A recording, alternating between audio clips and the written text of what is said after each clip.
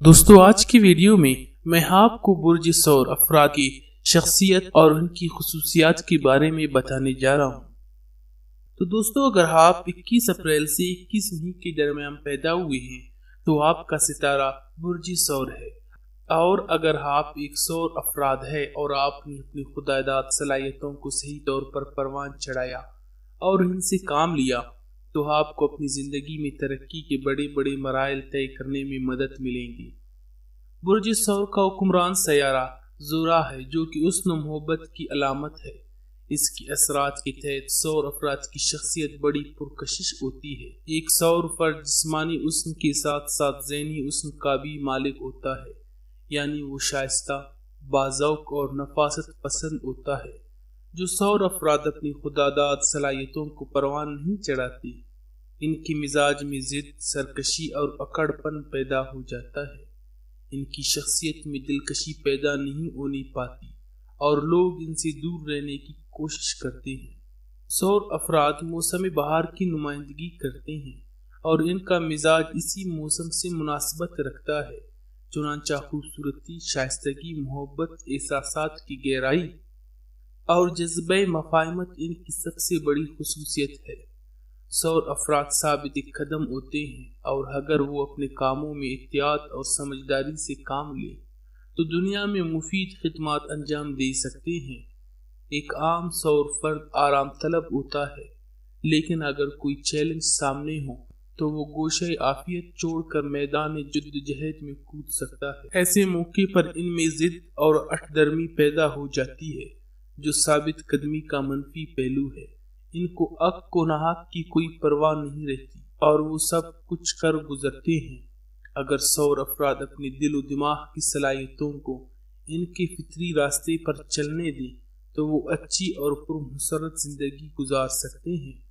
इनमें जहानत, खुलूस और इत्तेमाद की जो सिफात है, इनकी वजह से दूसरे लोग इन पर इत्तेमाद कर सकते हैं। अल्लाह हज़ीर सौर अफराद बेकायदगी और बेउसूली को नापसंद करते हैं।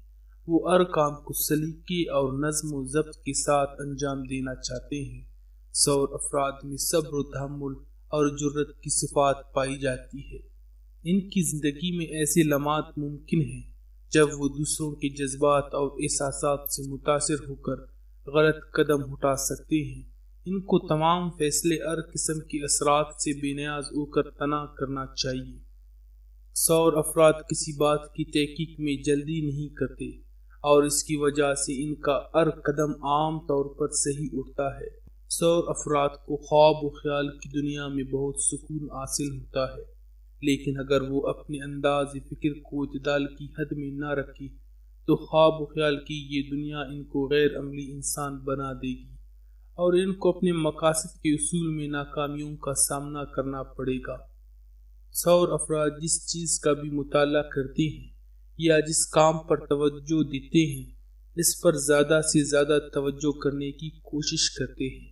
अपनी इस शख्सियत की वजह से वो मामले की इन बारीकियों को नज़रअंदाज नहीं करते जिनको दूसरे लोग आसानी से नज़रअंदाज कर जाते हैं।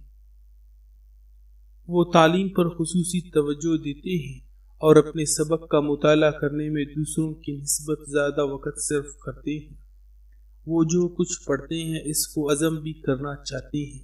कुछ लोगों का ख्याल है कि सौर अफराद सीखने के मामले में सुस्त है और नई बात सीखने में बहुत ज़्यादा वक़्त सर्फ करते हैं, लेकिन ये बात इनकी कोई कमज़ोरी नहीं।